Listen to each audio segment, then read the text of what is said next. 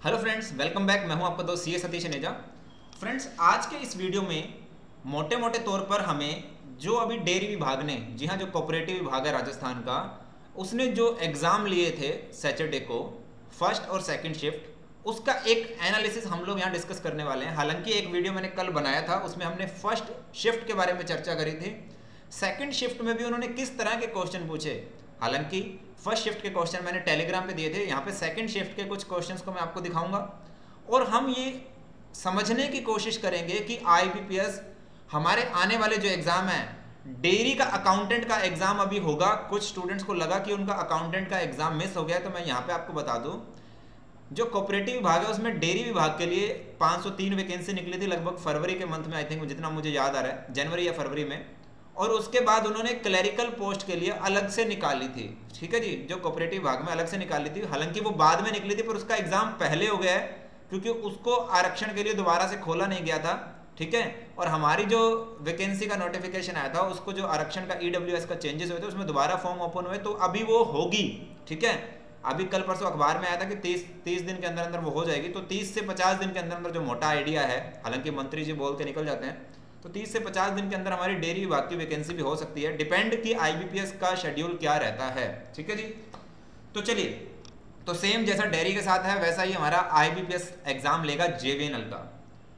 अब हमें ये समझना है कि जो हमारा जीके में चेंजेस करवाया था हमारे स्टूडेंट्स ने, राजस्थान के स्टूडेंट्स ने राजस्थान जीके में चेंजेस करवाया था, तो उन्होंने जो अगर डेयरी में भी फॉर्म भरा था तो वहाँ राजस्थान जीके का क्या देखने को मिला, उसको मैं यहाँ पर आपके सामने चर्चा करूँगा, जिससे हमें थोड़ा सा चौकन्ना होना मुझे लगता है ज़रूरी है, आपको और मुझे दोनों को। देखिए, क्योंकि एक परसेप्शन था हमारा भी, हालांकि हम स्टैटिक जीके शुरू से करवा रहे हैं, उसके लिए नोट्स मैंने कल के वीडियो में भी आपको दिखाए, हमारी ऐप में भी आपको मिल जाएंगे वो। हम लोग ऑलरेडी स्टैटिक जीके को लेके चल रहे थे, बट स्टैटिक जीके को इन्होंने कुछ ज़्यादा ही पूछना शुरू किया है। अगर मैं दोनों शिफ्टों के एग्ज़ाम को देखूं तो करंट जीके को आईबीपीएस ने इतना ज़्यादा नहीं पूछा है, ठीक है। फर्स्ट शिफ्ट में तो बिल्कुल ही ना के बराबर पूछा था, और सेकंड शिफ्ट में 5 से 7 क्वेश्चन इन्होंने करंट जीके के पूछे हैं, जो कि जून मंथ का जीके भी इन्होंने पूछा है, ठीक है। और उसके अलावा इन्होंने स्टैटिक जीके पूछे हैं, और स्टैटिक जीके में क्या क्या पूछा है उसको हम समझेंगे, और लास्ट में इसका क्रक्स निकालेंगे कि आईबीपीएस हमारे साथ क्या कर सकता है जेवीएनएल में। तो आपको मोटा मोटा समझ में आया कि हम इस वीडियो में क्या डिस्कस करने वाले हैं, ठीक है जी। तो चलिए, अब यहाँ पर ये कुछ क्वेश्चंस हैं जो मुझे हमारे काफ़ी अच्छे अजीज स्टूडेंट हैं, उन्होंने मुझे ये क्वेश्चन भेजे हैं, तो मैंने उसको यहाँ पर लिख दिया है हिंदी में जैसे उन्होंने लिखा था। हो सकता है मुझे लिखने में कोई टाइपिंग एरर रह गया हो, क्योंकि जो मुझे समझ में आया उस पेपर से, ठीक है, तो मैं साथ में उसको भी ले लेता हूँ यहाँ पर। तो जो मुझे समझ में आया उसको मैंने एज इट इज़ लिखने की कोशिश की। उन्होंने 29 के आसपास क्वेश्चन यहाँ पर लिखे हैं, जो कि हम देखेंगे और समझने की कोशिश करेंगे कि आईबीपीएस ने किस तरह के क्वेश्चन पूछे। हालांकि मेरे से ज़्यादा बेटर आप लोग जानते होंगे। ये एज इट इज़ क्वेश्चन जो आप देख पा रहे हैं, जो उन्होंने मुझे लिख के दिए, मेरे सामने मोबाइल में उनका पेपर है, कि धौलपुर की स्थापना कब हुई, जैसे, ठीक है, सुनील रप्पा मंदिर कहाँ है, मुझे सुनील रप्पा दिख रहा है, हो सकता है कुछ और भी हो शायद ये, तो मुझे पेपर में जो दिख रहा है मैंने एज इट इज़ लिखा है, ठीक है। गुरु गोविंद सिंह जी कहाँ जाते समय मतलब बिना रुके चले गए, आंसर शायद उन्होंने गुजरात कुछ लिख के भेजा हुआ मुझे। चांद बावड़ी स्थित है, विंध्यवन चूना, आगे लिखा है विंध्यवन चूना पत्थर कहाँ, तो इसमें उन्होंने लिख रखा है बेसिकली लूनी या लूनी नदी होना चाहिए, मुझे जहाँ तक है ना, मुझे ज़्यादा इसकी नॉलेज थोड़ी कम है, बट मैं आपको क्वेश्चंस दिखाने के लिए यहाँ पर आया हूँ, क्योंकि हम लोग पार्ट ए और पार्ट बी दोनों का आपको करवा रहे हैं। और मेरे टीचर जो हमने टीचर पार्ट बी की आपको टेलीग्राम पे तैयारी हो रही हो, सबसे पहले मैं आपको ये बता दूँ, टेलीग्राम पे आप जरूर जुड़े, वहाँ पर कंटिन्यूसली सुबह से लेकर शाम तक तैयारी करवाई जा रही है पार्ट बी की। और पार्ट ए में भी मैं अभी बहुत जल्दी कुछ शुरू करने वाला हूँ, क्योंकि अभी हमारे टेस्ट कंप्लीट होने वाले हैं पार्ट और एक पार्ट बी के, ठीक है। तो आप टेलीग्राम जरूर से ज्वाइन कीजिएगा, लिंक वीडियो के डिस्क्रिप्शन में आपको टेलीग्राम का लिंक मिल जाएगा, या आप टेलीग्राम पे जाके देख डेमो भी सर्च करेंगे तो भी आपको मिलने के पूरे चांसेस हैं, ठीक है जी। अच्छा, उसके बाद इन्होंने क्वेश्चन मुझे भेजा है, आसिद मंदिर कहाँ है, शायद कुछ खरी या रवारी करके कुछ लिखा हुआ है, ठीक है। शायद मैं पढ़ने में, जो मेरे पास पेपर में लिखा हुआ है, मैं उसी को ही मैंने लिखने की कोशिश की थी। आलनिया बांध कहाँ है, भीलवाड़ा शायद उन्होंने लिखा हुआ है। टीकाराम पालीवार कहाँ से हैं, इन्होंने अजमेर लिखा हुआ है, ठीक है।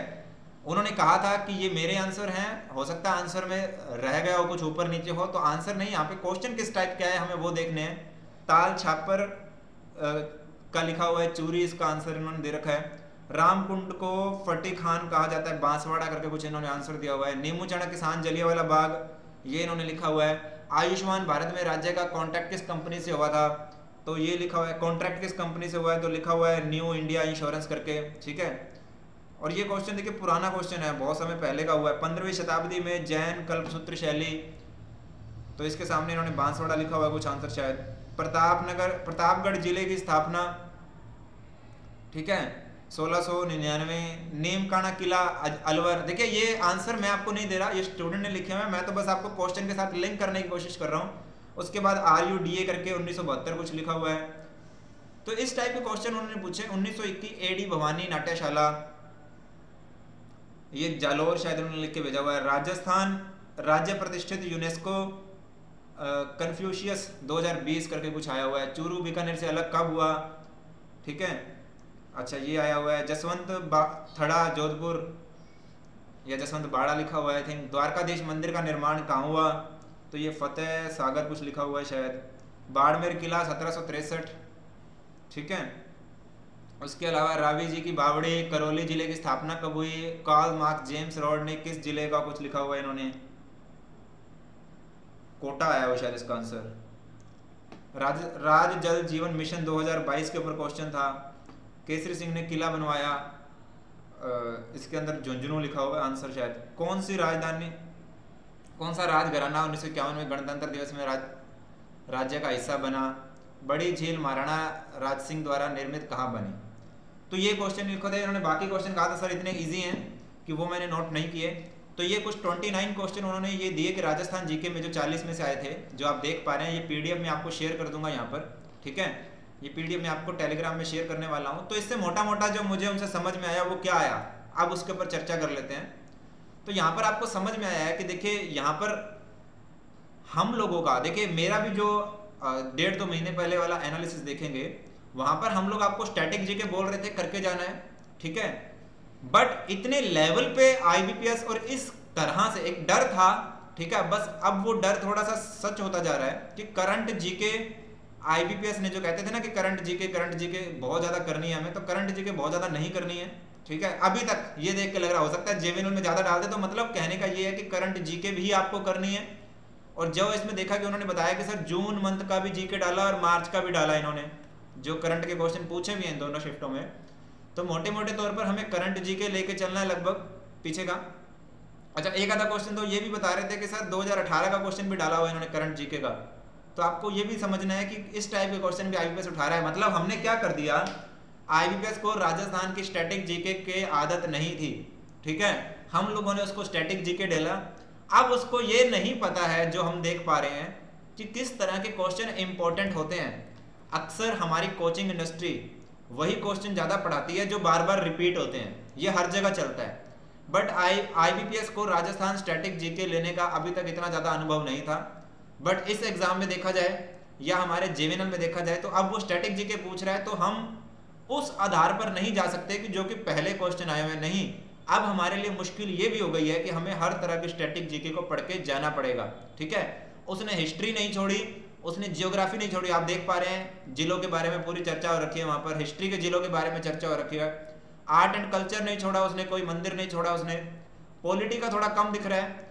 और यहाँ पर जेवीएनएल के केस में साइंस हो रहा है। अभी आप देखेंगे कि जो पेपर हुआ है उसमें सिर्फ राजस्थान जीके थी। बट अगर हम जेवीएनएल के पेपर को देखें तो वहां पर साइंस वगैरह और उसने एक्स्ट्रा डाल रखी है। वहां पर वर्ल्ड की बात कर रखा है, वहां पर नेशनल की बात कर रखा है। तो कहने का मतलब ये है कि जेवीएनएल की तैयारी करते समय हमें बहुत ज्यादा चौकन्ना होना है, ठीक है। तो ऑलरेडी हमारे टीचर जो अभी टेलीग्राम पे प्रैक्टिस करवा रहे हैं, उन्होंने तो आज और मटेरियल बनाना शुरू भी कर दिया, जो कि अभी IBPS के नए चेंजेस आए हैं, और उसको हम टेस्ट में भी इनकॉर्पोरेट कर देंगे। नोट्स में हमने ऑलरेडी इनकॉर्पोरेट करके रखा हुआ है, आप लोगों ने जो देखे हुए नोट्स, ठीक है। तो ऑलरेडी नोट्स में हमने स्टैटिक जीके को खूब वैसे भी दिया हुआ था आप लोगों को, हिस्ट्री भी दे रखी थी, ज्योग्राफी भी दे रखी थी, वो सब ऑलरेडी दिया हुआ था। अब उसको हिस्ट्री को टेस्ट में हम लोग और अपडेट करेंगे। जो अभी सिनेरियो देख रहा है कि हम कुछ नहीं छोड़ना चाहते, ठीक है, और मुझे लगता है आप भी नहीं छोड़ना चाहते होंगे, इतना बड़ा रिस्क आप भी नहीं लेंगे, ठीक है। तो हम उसको इनकॉर्पोरेट और टेस्ट में कर रहे हैं। हालांकि वीडियोस में और नोट्स में हमने ऑलरेडी कर रखा था, टेस्ट में उसको करेंगे। और जो टेलीग्राम पे हम लोग तैयारी करवा रहे हैं या जो हमारी आगे की प्लानिंग है लगभग 1 महीने की प्रैक्टिस की, तो उसमें भी हम इन चेंजेस को ध्यान में रखते हुए उसके अंदर पूरा का पूरा इसको टेकअप करेंगे। तो फ्रेंड्स, उम्मीद करता हूँ आपको समझ में आ गया होगा इन दोनों शिफ्टों में कि हमें हिस्ट्री भी नहीं छोड़नी, जियो भी नहीं छोड़ने। पॉलिटी के क्वेश्चन बहुत कम पूछे, न के बराबर पूछे, हालांकि हमें उसको भी करके जाना चाहिए। मतलब उसकी जो हमारे पंचायत समितियां हैं या इस टाइप के क्वेश्चन इसमें नहीं दिखे हमें, बट हमें उसकी भी तैयारी करके जाना है कि पूछ ले तो भैया क्या कर सकते हैं, है ना। और करंट को तो पढ़ना ही है आईबीपीएस के लिए, तो मतलब ओवरऑल सब कुछ पढ़ना है, कुछ नहीं छोड़ना। तो अगर कुछ स्टूडेंट जैसे शाम को पूछ रहे थे कि सर क्या पढ़ना है, तो मैं ये कहूँगा ऐसा कुछ भी नहीं है कि जो हम छोड़ना है। तो अब ओवरऑल तैयारी करके जाइएगा। और जो लोग सोच रहे थे कि राजस्थान जीके हम कर सकते हैं, तो ये भूल जाइए कि आपने पटवारी में किया है, कांस्टेबल में किया है, वहाँ सिर्फ आप लोगों ने उसके हिसाब से किया है। आईबीपीएस को आदत नहीं है आपके इंपॉर्टेंट उस टाइप के क्वेश्चंस की, आईबीपीएस कहीं से भी क्वेश्चन पूछेगा, ठीक है। तो आई होप आपको इस वीडियो में एक वैल्यूएबल इन्फॉर्मेशन मिली होगी। और इस तरह की इन्फॉर्मेशन के लिए आप मेरे साथ टेलीग्राम पे जरूर जुड़िए। वहाँ पर मैं मतलब पूरे दिन में बहुत बार आपको इन्फॉर्मेशन देने की कोशिश करता हूँ। तो जब भी कोई लेटेस्ट इन्फॉर्मेशन आएगी वो सबसे पहले टेलीग्राम पे ही शेयर की जाएगी। प्रैक्टिस वहाँ ऑलरेडी चल रही है, आप प्रैक्टिस मत मिस कीजिएगा। और अगर आप लोगों ने टेस्ट सीरीज वगैरह अभी तक ज्वाइन नहीं करी है, तो उसको फटाफट से ज्वाइन कर सकते हैं हमारे साथ। हमारी टेस्ट सीरीज एक तो प्राइस को बहुत कम रखा हुआ हम लोगों ने, और आपको क्वांटम ज़्यादा दिया हुआ है प्रैक्टिस करने के लिए, और 25 साल के क्वेश्चंस को वहाँ पर दिया हुआ है। तो इस साल इस तरह का डेटाबेस हमारे पास ही है, तो आप उसको जरूर से लीजिएगा। उम्मीद करता हूँ आपको ये वीडियो पसंद आया होगा। Take care, bye bye.